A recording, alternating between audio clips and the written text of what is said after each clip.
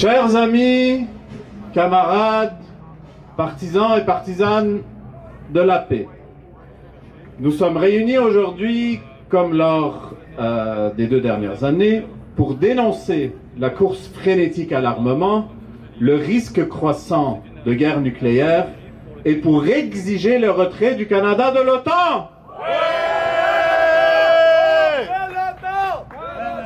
Hors de l'OTAN! Donc, cette année, notre mobilisation prend une dimension particulière. Depuis hier, les parlementaires de l'OTAN sont réunis à quelques centaines de mètres d'ici, prétendument pour œuvrer à la paix, sous le couvert d'une logique défensive. En tout cas, c'est ce qu'ils prétendent. Mais ne soyons pas dupes.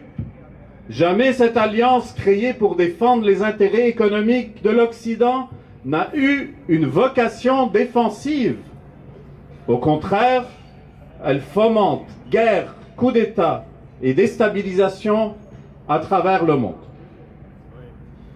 Qu'est-ce qui relie la guerre en Ukraine et en Russie, la guerre d'extermination en Palestine et au Liban, les tensions croissantes en mer de Chine et bien d'autres conflits? Eh bien, c'est l'OTAN. Oui.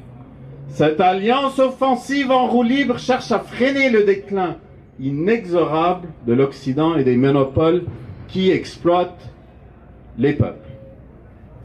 Une question se pose particulièrement aujourd'hui. Pourquoi Montréal et le Québec ont-ils été choisis pour cette réunion stratégique de l'OTAN? Parce que notre province joue un rôle de plus en plus actif dans la stratégie offensive de cette alliance. Nos richesses naturelles, notamment nos minéraux et notre hydroélectricité, sont mises à disposition des États-Unis et de leur armée via la filière batterie.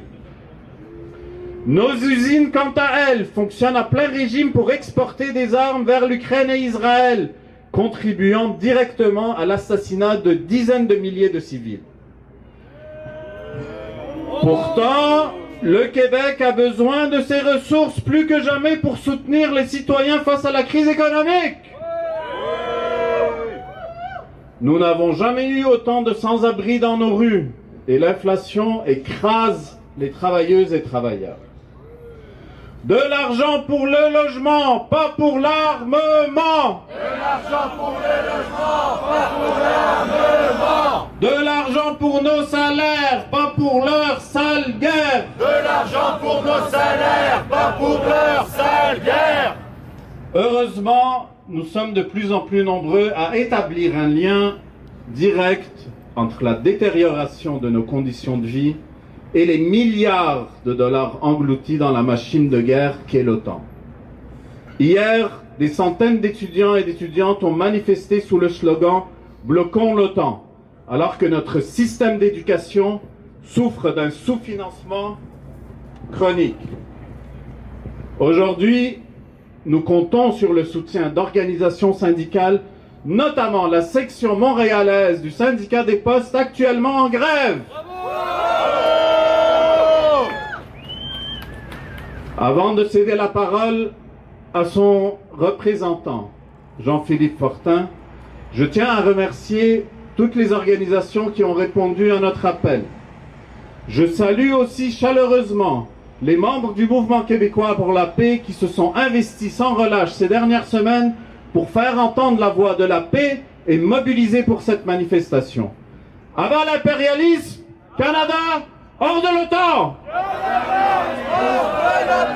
Canada, hors de